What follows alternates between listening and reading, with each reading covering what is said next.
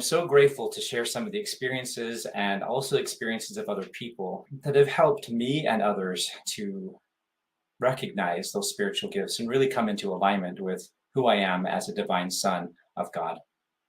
I'd like to start with the story first, if that's okay. This takes place about 21 years ago, and I found myself in Paris, France.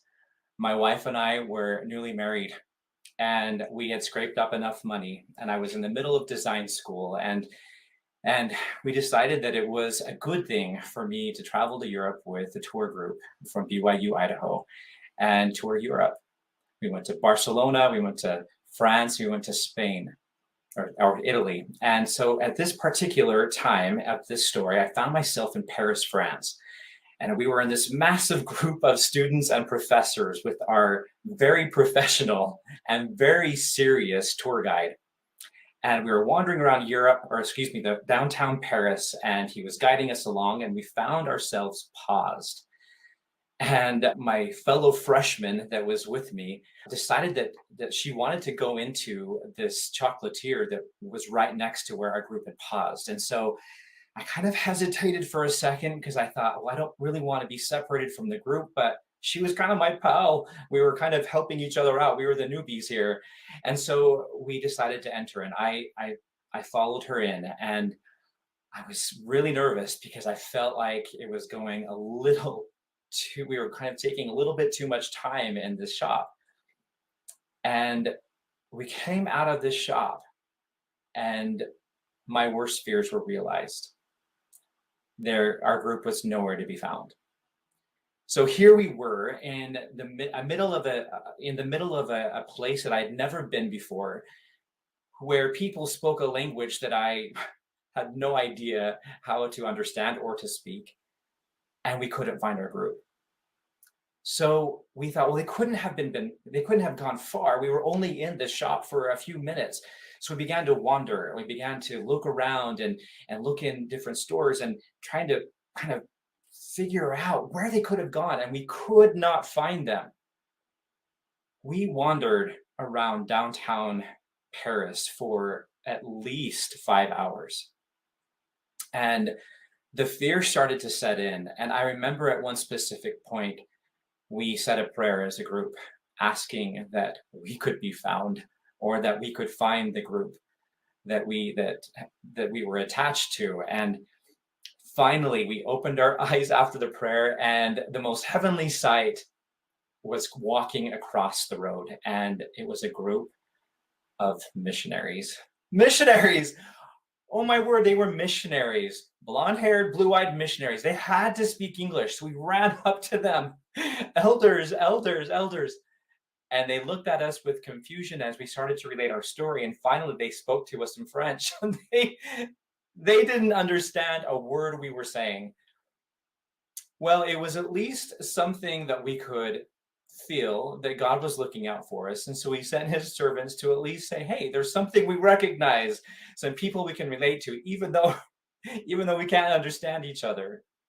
So we found ourselves in the path of wandering again for about another hour.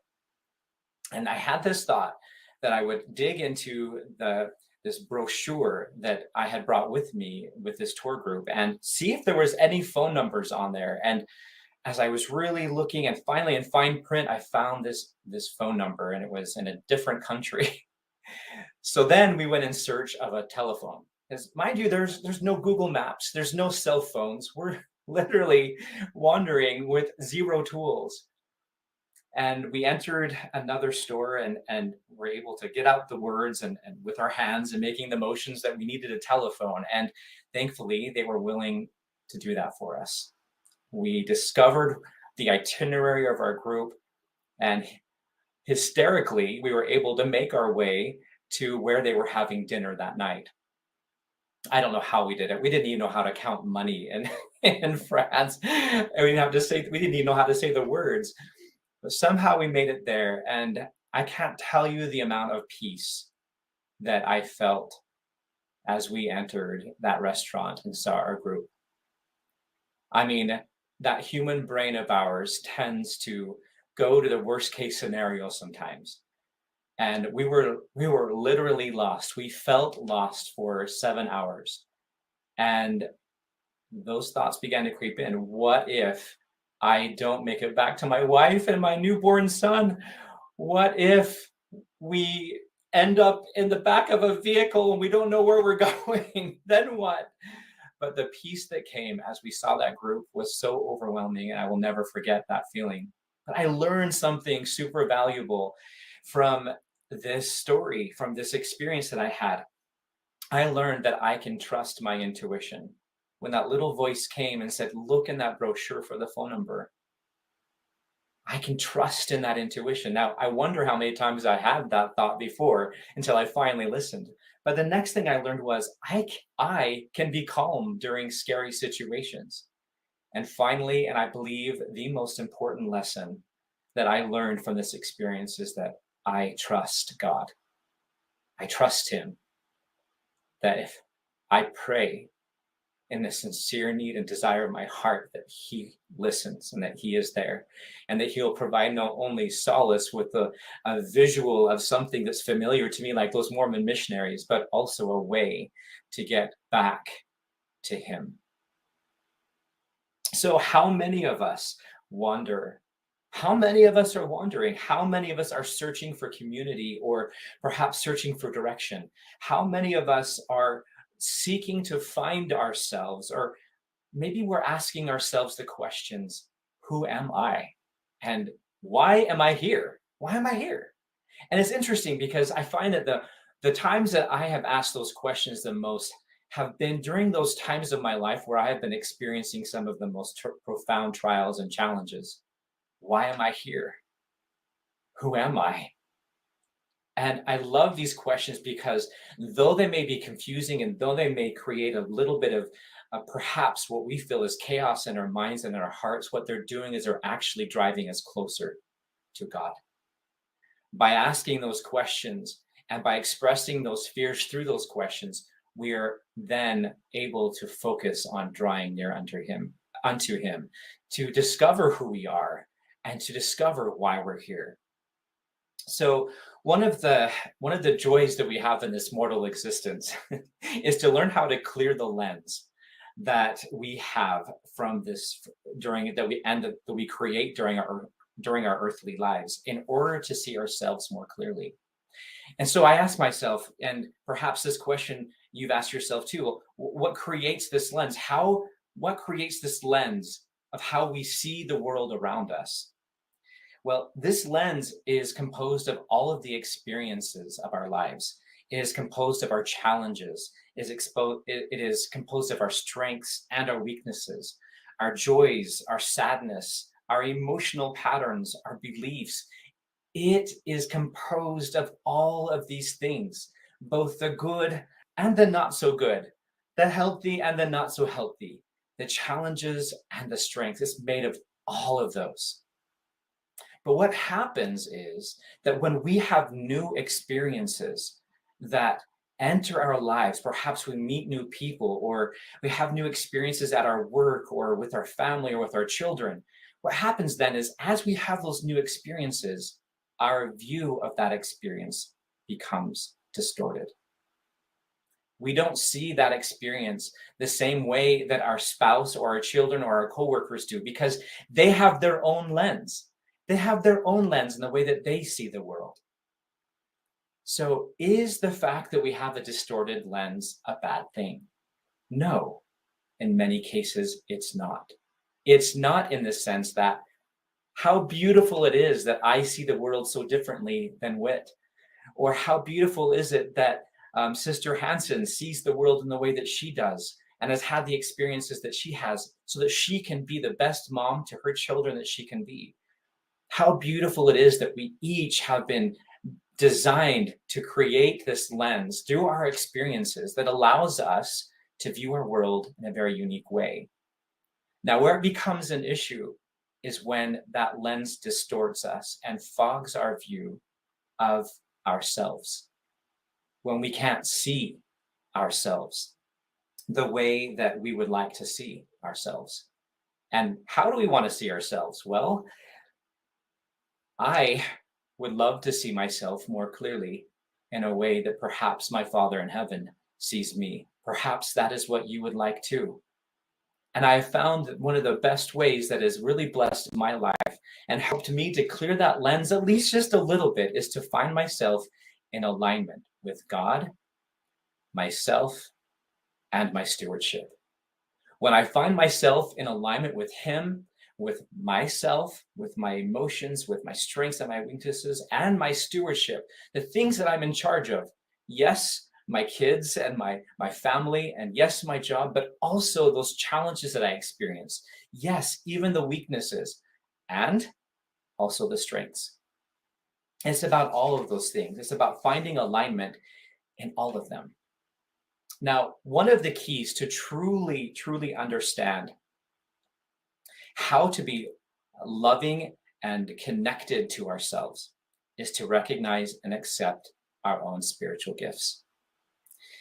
So we do this by learning to accept and love the good and the bad, to learn to accept the light and the dark, the strengths and the weaknesses, the talents and the areas where we could improve, the blessings and also those areas where we're still lacking, the amazing choices that we make and also those silly choices that maybe aren't so honoring. We must accept all of it. For all of that is our stewardship. So now, I love this quote by Pythagoras. It is, "Man, know thyself, then thou shalt know the universe and God." How profound and prophetic is that quote? When we can grow into alignment with ourself, which is the area that I want to speak on for the remainder of my time here, when we can grow into alignment with ourself, when we can truly know ourselves, it connects us to Him, His greatest creation, man and woman, His greatest and most prized creations. If we can grow to know and love and accept ourselves exactly as we have been created as, that is when true alignment can occur. So there's a couple reasons I have found that we struggle in finding and recognizing our spiritual gifts. And these 4 reasons might surprise you, but how on earth are we ever going to be able to discover and recognize our spiritual gifts if we are unwilling to see and accept everything about us? How on earth are we going to be able to do that if we are either ignorant or unaccepting of who we are? Well, there are 4 reasons that I found that cause a challenge in allowing us to recognize those spiritual gifts that we have. And so I'm going to list them off here real quick. The very first one is discouragement. The second is fear. The third is feeling you are on the outside looking in. How many of you have had that experience? Feeling like you're in a group of people, but still feel like you're on the outside peeking in. And fourth, comparison. These 4 things are their challenges, yes, that we all face in our human experience. But I wanted to talk about each one of these first. The first one is discouragement. I love this picture of Moses, by the way. But discouragement, F. Scott Fitzgerald said, he was an American short story and novelist. He said, "Trouble has no necessary connection with discouragement. Discouragement has a germ of its own. As different from trouble as arthritis is different from a stiff joint." So our troubles and discouragement are not synonymous. They're not even connected. Elder Jeffrey R. Holland said, "The germ of discouragement is not in the trouble, it is in us." Or to be more precise, I believe it is in Satan, the prince of darkness, the father of lies. And oh my word, that struck so much with me, because if you think about it, yes, discouragement is not a fruit of the Spirit. When we feel discouragement, we know that it is from the adversary. We know that he is placing those thoughts in our head that are telling us that we are not lovable, that we're not acceptable, that we are not forgivable, that we're not able to move forward, that we've tried and tried and tried, and we've never been able to move forward. And what makes us think that we can do so now? And so therefore that germ of discouragement sometimes sets in. That germ of discouragement, however, if we leave it unattended, it can fester and it can start to spread and it can grow. It can become an emotional habit and a way of living, and perhaps even a way of thinking. It takes a severe toll on our heart and on our soul. It takes a severe toll on our hope for progression and hope that we can create a new tomorrow in our life. So the second item that I like to talk about is fear. The second reason why we struggle with recognizing our spiritual gifts. Fear is that little voice that becomes a big voice in our head that says we are unprepared, that says we can't do it, that voice that says we will get hurt and we won't like what we see when we look deeply into our own eyes in the mirror and discover the source and the core of who we are. It's that little voice that says, give up. It's not worth it because you won't like what you see in the end.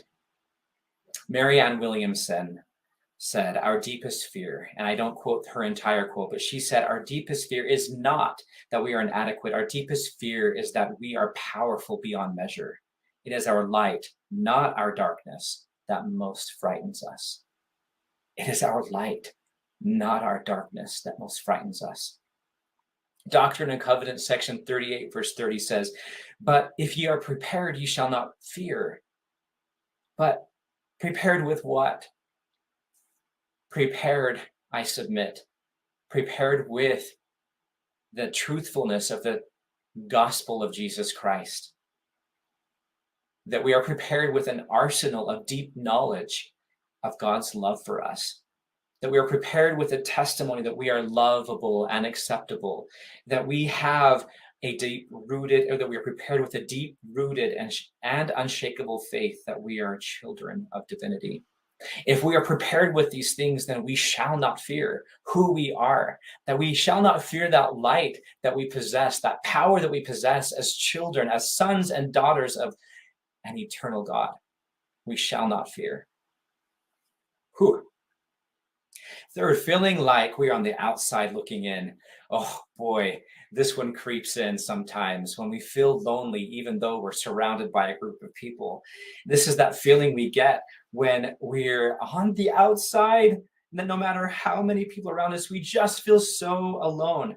President Thomas S. Monson asked the question, we may at times find ourselves surrounded by others and yet standing in the minority or even standing alone concerning what is acceptable and what is not.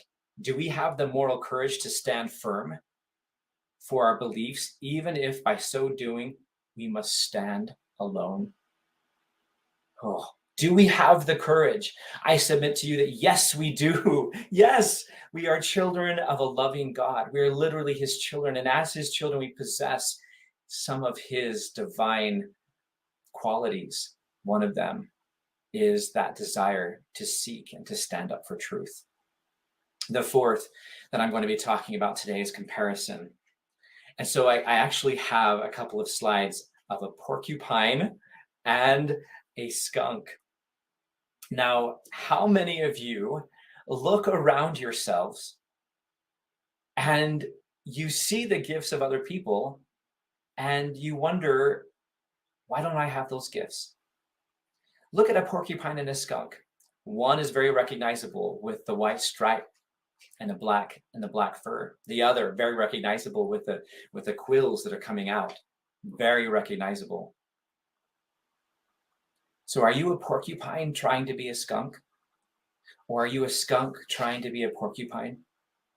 Are you looking at others, at gifts that you can smell or see a mile away and wonder why that isn't you? Or are you looking at yourself wondering why your spiritual gifts don't feel like the person next to you? Each the skunk and the porcupine, they each have their own talents and abilities. They each protect themselves in a variety of different ways that is unique to them. They each have a are fulfilling the measure of their creation as they recognize and love and accept the gifts that they have been given. So, who are we trying to be, the porcupine or the skunk?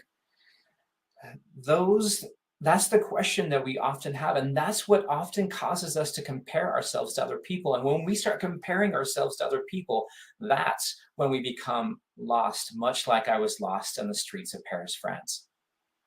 We begin wandering, looking, searching, and believing that we have to find who we are, that we must discover who we are, when the reality, there is no finding. We don't need, we're never lost, actually. They were never gone. Who we are cannot be disconnected from our soul.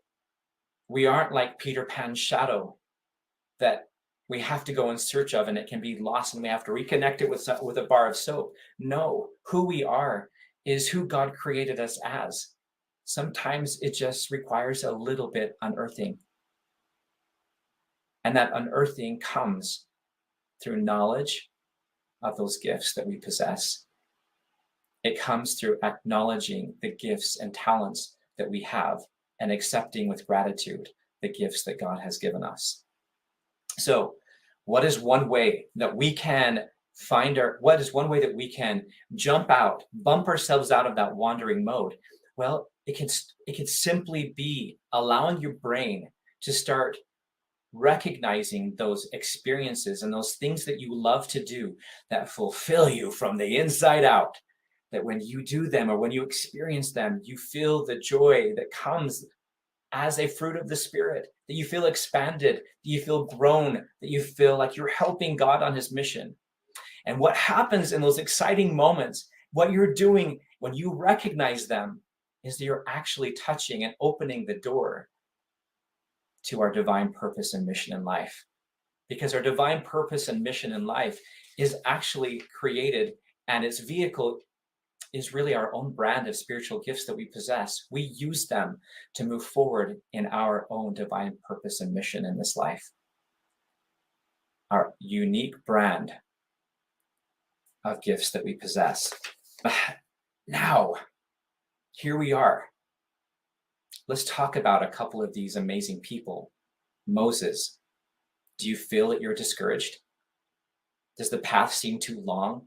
Do your current trials stretch before you on a path that seems to never end? We'll take Moses for an example, who fought pharaohs, who went on a 40-year mission. And remember that sometimes our stewardship requires us to be patient and to persevere. But in the end, just like the scripture says, it shall come to pass, meaning it will come to an end. Take Joseph Smith. Imagine him. He was afraid. Yes, he was afraid. He had so many things he was afraid of people that would walk away from his life if he were to share the beliefs and the experiences that he had. How about you? Do you have those same experiences? I do. Joseph Smith was a prime example of a man who squared his shoulders and walked through his fears. Noah, this man that was so unpopular, that was building an ark when there was no rain. Imagine the laughs. Imagine how outside he felt. And yet, he didn't let that stop you. Imagine how he felt. Imagine how unpopular he felt in the year 2500 BC. I'm pretty sure that happened there too. Elder Jeffrey R. Holland said, "Go out there and take a few whacks on the side of your ark and see what popularity felt like in 2500 BC. Enoch, and finally, my final example, my favorite hero, Enoch, a man who, like many of us, struggled with comparison when he said, 'Why is it that I have found favor in thy sight? I am but a lad, and all the people hate me, for I am slow of speech.' He stiffened and squared his shoulders and went stutteringly on his way." That's what he did. Plain old, ungifted Enoch. A man that angels would come to write of him. And so great was the faith of Enoch that he led the people of God, and their enemies came to battle against them. And he spake the word of the Lord, and the earth trembled, and the mountains fled, even according to his command, and the rivers of water were turned out from their course, and the roar of lions were heard out of the wilderness, and all the nations feared greatly. So powerful was the word of Enoch, and so great was the power of the language which God had given him. Brothers and sisters, Enoch and Moses and Joseph Smith and Noah, they were not unlike us. They were men who struggled with fear, with discouragement, and with comparison, and feeling like they were on the outside. We can use them as examples. And in closing, I want to leave you with one tool, and it's this. Think of one person that you admire. Just one person, and write that name down. I already have mine. It's my wife. Now, write down 3 qualities that you admire in that person.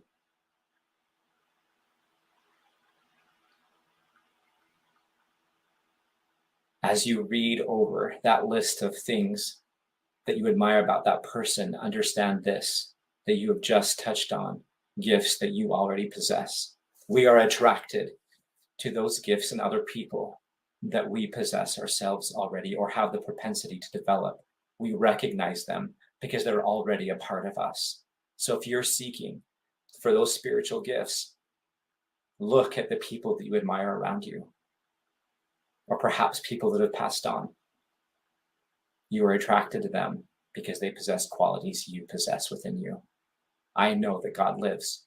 I know that we are his children. I know that when we are in his service, we can unfold gifts in our life that will help him in his mission to bring to pass the immortality and eternal life of man. And when we do that, we're in his business, we're in his work, and he will unfold miracles in our lives. And I say this in the name of Jesus Christ. Amen.